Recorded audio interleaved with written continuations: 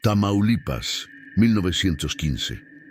En las tierras áridas del norte mexicano, donde el viento arrastra polvo y silencio, existió una familia cuyo nombre aún se pronuncia en susurros: Los Montes. Nadie recuerda exactamente cuándo comenzó su fortuna. Algunos dicen que fue en 1898, cuando don Esteban Montes adquirió tierras que nadie quería comprar. Otros juran que la riqueza llegó de la noche a la mañana, como si brotara de la tierra seca, sin explicación. Lo que todos saben es esto: los Montes nunca trabajaron como los demás. Sus campos producían cuando los de otros se secaban. Su ganado engordaba mientras el de los vecinos moría de sed. Y las monedas de plata que contaban cada mes parecían multiplicarse solas, apiladas en baúles que nunca terminaban de llenarse. Pero había algo extraño en aquella hacienda. Los Montes nunca recibían visitas, nunca iban al pueblo los domingos, y cada cierto tiempo alguien de la familia simplemente desaparecía. Primero fue el hijo menor, Joaquín, luego la hija mayor, Clemencia, después uno de los primos que llegó a reclamar su parte de la herencia. La gente del pueblo comenzó a notar un patrón. Cada desaparición coincidía con una nueva oleada de prosperidad para la familia. Más ganado, más tierras, más oro. Y en las noches sin luna, quienes pasaban cerca de la hacienda juraban escuchar algo que helaba la sangre, el sonido de una campana oxidada. Y después, el silencio. Un silencio que pesaba como la tierra sobre un ataúd. ¿Qué precio pagaron los Montes por su fortuna? Y más importante, ¿quién cobraba ese precio? Si esta historia te está inquietando tanto como a mí al investigarla, suscríbete al canal, porque lo que viene es mucho peor de lo que imaginas. El origen de los Montes, 1898. Don Esteban Montes no nació rico. Era hijo de peones, criado entre el polvo y la miseria de las haciendas ajenas. Trabajó desde niño arrancando algodón bajo el sol despiadado de Tamaulipas, con las manos agrietadas y la espalda rota antes de cumplir 20 años. Pero Esteban tenía algo que otros no: ambición. Una ambición oscura, silenciosa, que lo consumía desde adentro. En 1898, a sus 32 años, Esteban hizo algo que nadie entendió. Compró las tierras de San Jerónimo, un terreno maldito que llevaba décadas abandonado. Dicen que ahí hubo una misión en el siglo XVIII, un lugar donde los frailes desaparecieron sin dejar rastro. Los campesinos evitaban ese lugar. Las vacas no pastaban ahí. Incluso los pájaros parecían dar un rodeo al volar sobre esas tierras, pero Esteban lo compró todo, por casi nada, y 6 meses después era un hombre rico. Nadie supo cómo lo logró. No hubo cosecha visible, no hubo ganado que justificara las monedas de plata que comenzó a gastar en el pueblo.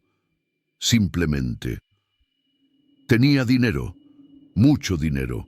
Se casó con Refugio Salazar, una mujer de familia acomodada que vio en Esteban la oportunidad de escapar de un matrimonio arreglado.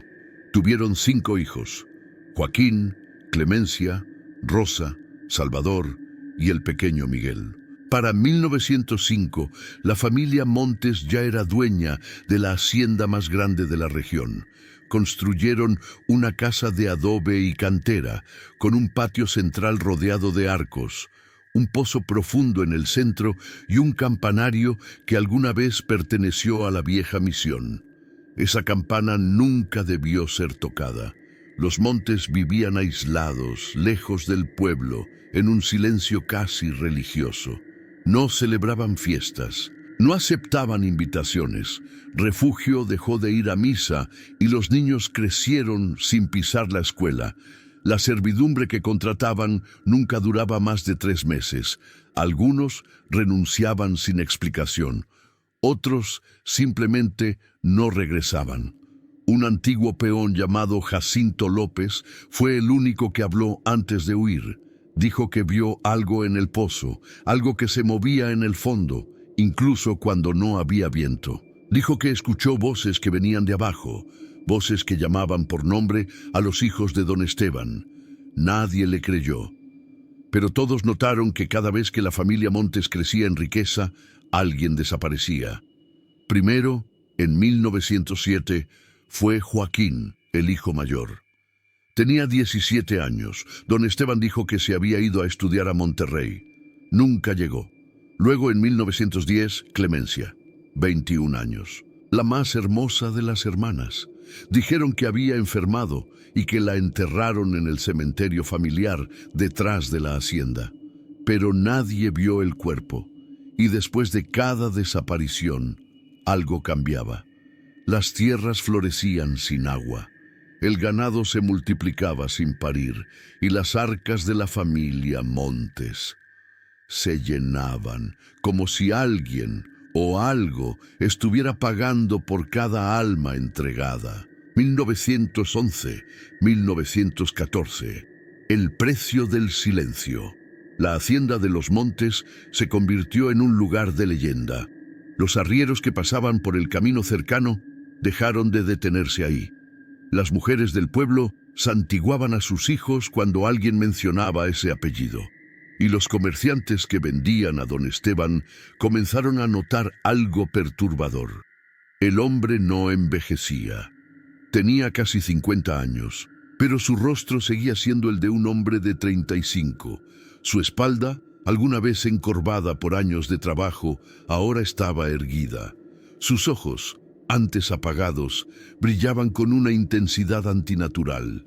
Refugio, su esposa, no tuvo la misma suerte. Se volvió un fantasma en vida, delgada, pálida, con el cabello blanco antes de los 40. Caminaba por la hacienda como sonámbula, susurrando oraciones que nadie entendía. Los pocos sirvientes que quedaban decían que pasaba horas frente al pozo, mirando hacia abajo, llorando en silencio. Una noche de 1912, Refugio intentó huir. Tomó a su hija menor, Rosa, de 14 años, y trató de escapar a caballo antes del amanecer. Pero no llegaron lejos. Don Esteban las encontró antes de que cruzaran el límite de la propiedad. Refugio nunca volvió a intentarlo. Rosa dejó de hablar. El primo que hizo demasiadas preguntas. En enero de 1913 llegó a la hacienda un primo lejano de Refugio, Antonio Salazar. Era un hombre de la ciudad, abogado, de esos que no creían en supersticiones. Venía con documentos bajo el brazo, exigiendo una parte de la herencia familiar que, según él, le correspondía por derecho. Don Esteban lo recibió con cortesía. Le ofreció quedarse en la hacienda mientras revisaban los papeles. Antonio aceptó. Los primeros días fueron normales.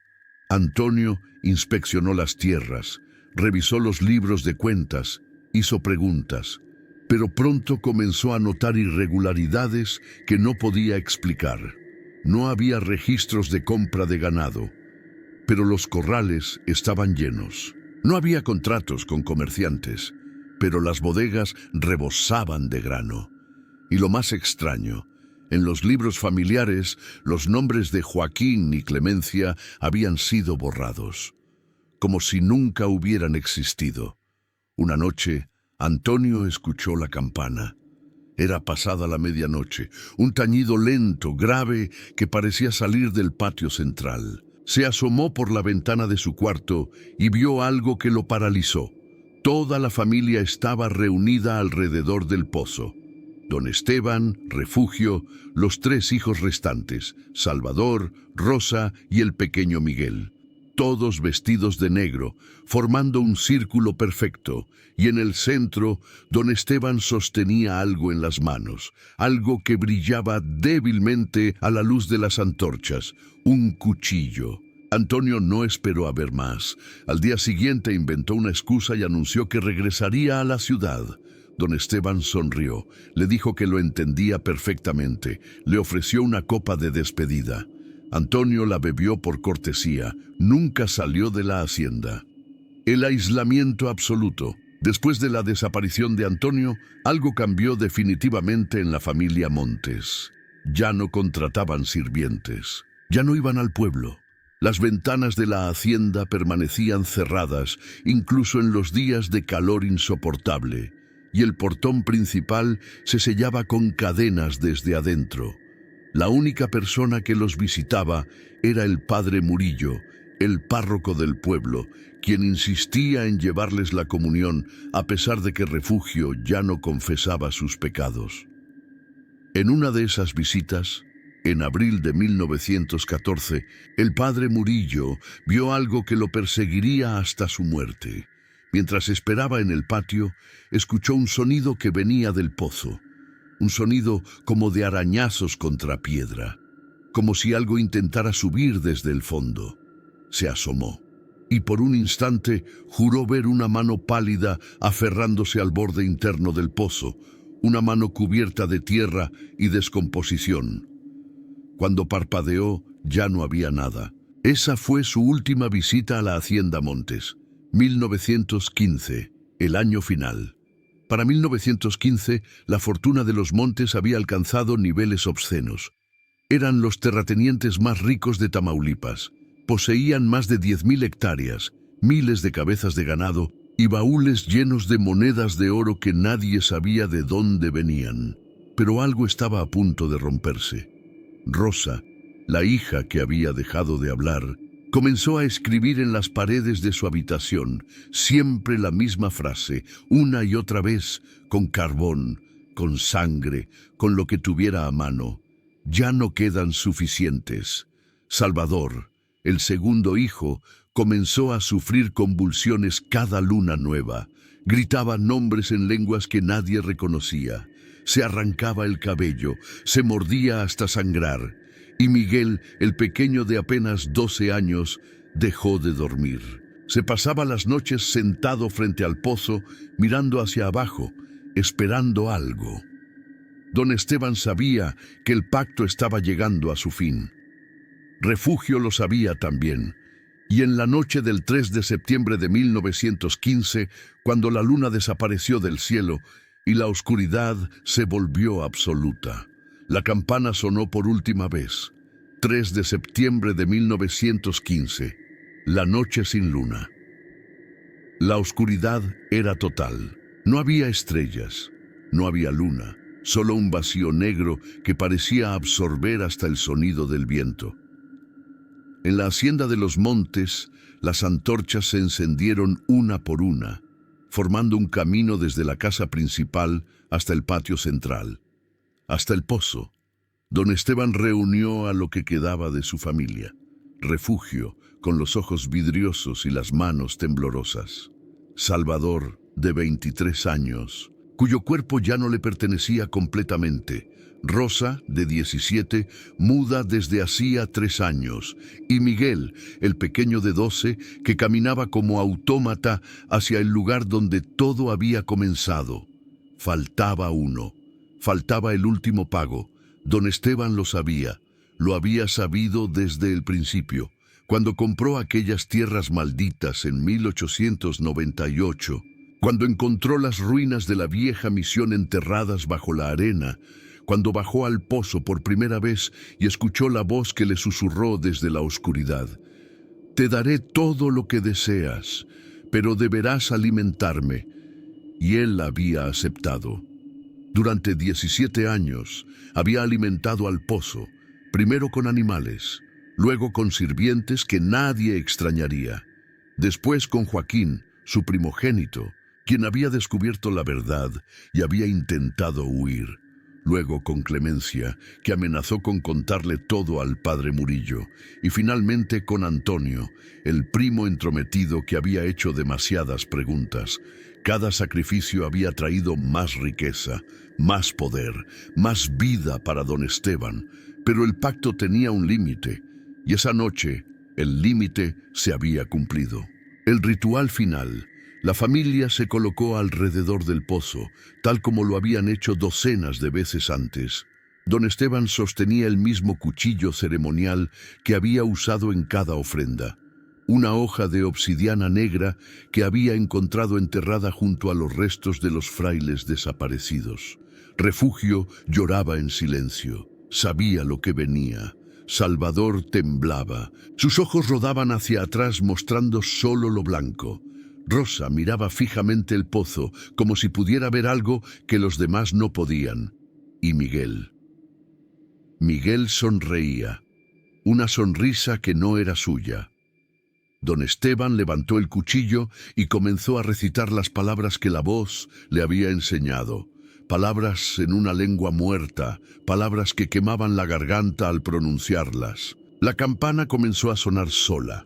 Y entonces, desde el fondo del pozo algo respondió. No era un sonido. Era una vibración que se sentía en los huesos, en los dientes, en el centro del pecho. El aire se volvió denso, difícil de respirar. Las antorchas parpadearon, a punto de apagarse, y de la oscuridad del pozo comenzaron a salir manos, decenas de manos pálidas, descompuestas, cubiertas de tierra y raíces. Manos que se aferraban al borde, que trepaban lentamente hacia la superficie. Manos que pertenecían a todos aquellos que habían sido arrojados al fondo durante años. Joaquín, Clemencia, Antonio, los sirvientes, los peones. Todos ellos regresaban, pero no estaban solos. Detrás de ellos, subiendo desde las profundidades imposibles de ese pozo, venía algo más, algo antiguo, algo que había estado esperando pacientemente durante siglos en la oscuridad. La voz que había hecho el pacto con don Esteban. La traición del pacto don Esteban retrocedió, el cuchillo temblando en su mano. Había creído que controlaba el pacto, que él era el amo de su fortuna, pero se equivocaba. Nunca había sido un pacto, había sido una trampa. Cada sacrificio no había alimentado a la entidad del pozo. Cada sacrificio la había liberado un poco más. Y ahora, después de 17 años, de docenas de almas entregadas, la criatura estaba lo suficientemente fuerte como para salir. Refugio fue la primera en ser arrastrada. Las manos la tomaron de los tobillos y la jalaron hacia el pozo con una fuerza sobrenatural. Ella no gritó, no luchó, simplemente cerró los ojos y dejó que la oscuridad se la tragara. Salvador intentó correr, pero su propio cuerpo lo traicionó. Las convulsiones lo derribaron y las manos lo alcanzaron, arrastrándolo mientras él gritaba en lenguas muertas. Rosa caminó voluntariamente hacia el borde. Antes de caer, miró a su padre por última vez. Y en ese instante habló por primera vez en 3 años. Nunca fuimos tu familia, siempre fuimos el precio. Y se dejó caer. Miguel, el pequeño Miguel, se acercó al pozo y miró hacia abajo. La sonrisa seguía en su rostro, y cuando se volteó hacia don Esteban, sus ojos ya no eran los de un niño. «Gracias por traerme de vuelta», dijo con una voz que no era la suya, y entonces el niño saltó al pozo. Don Esteban quedó solo en el patio. La campana seguía sonando. Las antorchas se apagaron una por una, y desde el fondo del pozo escuchó la voz que había destruido su vida, la voz que le había dado todo y ahora le quitaba todo. Ahora te toca a ti, pero tú no bajarás, tú te quedarás aquí, para siempre. Las manos no lo arrastraron hacia abajo. Lo que salió del pozo fue algo peor. La certeza absoluta de que nunca podría morir, nunca podría irse, nunca podría escapar. Su fortuna seguiría existiendo, su hacienda seguiría en pie, pero él estaría atrapado ahí, en ese lugar maldito, viendo cómo las sombras del pozo crecían noche tras noche, condenado a vigilar el abismo que él mismo había alimentado. Lo que quedó de los montes, cuando el sol salió el 4 de septiembre de 1915, la hacienda seguía en pie, pero estaba vacía. Los primeros en llegar fueron los peones de las haciendas vecinas, alertados por el silencio antinatural que emanaba del lugar. Encontraron el portón abierto, las cadenas rotas desde adentro, las antorchas consumidas hasta convertirse en ceniza. Y en el patio central, junto al pozo, encontraron a don Esteban Montes. Estaba de pie, completamente inmóvil, con los ojos abiertos mirando hacia el fondo del pozo. No respondía cuando le hablaban, no parpadeaba, no respiraba de forma perceptible, pero estaba vivo. Lo llevaron al pueblo, lo atendieron médicos, lo interrogó la autoridad local. Pero don Esteban nunca volvió a hablar. Nunca volvió a moverse por voluntad propia.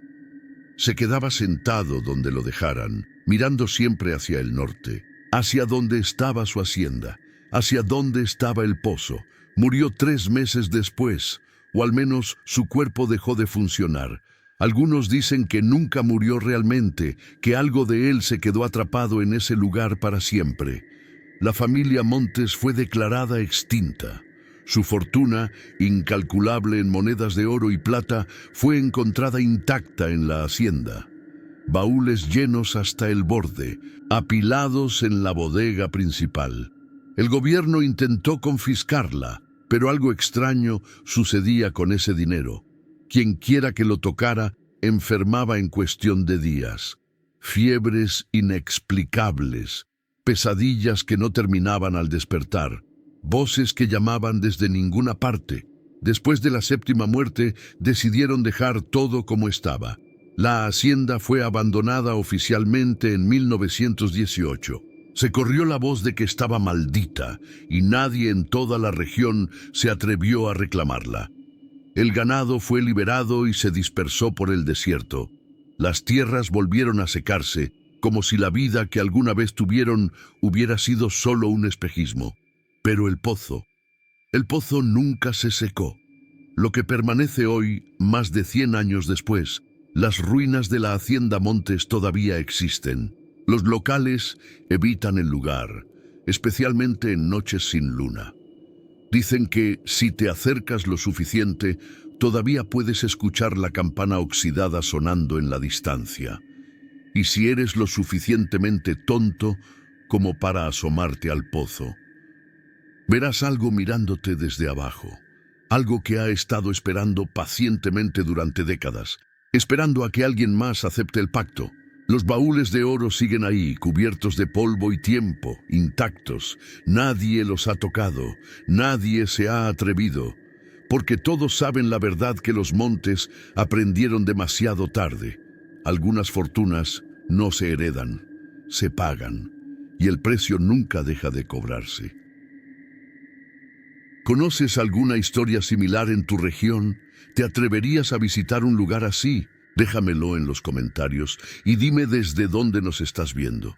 Suscríbete si quieres más historias que te quitarán el sueño, porque hay fortunas que es mejor dejar enterradas.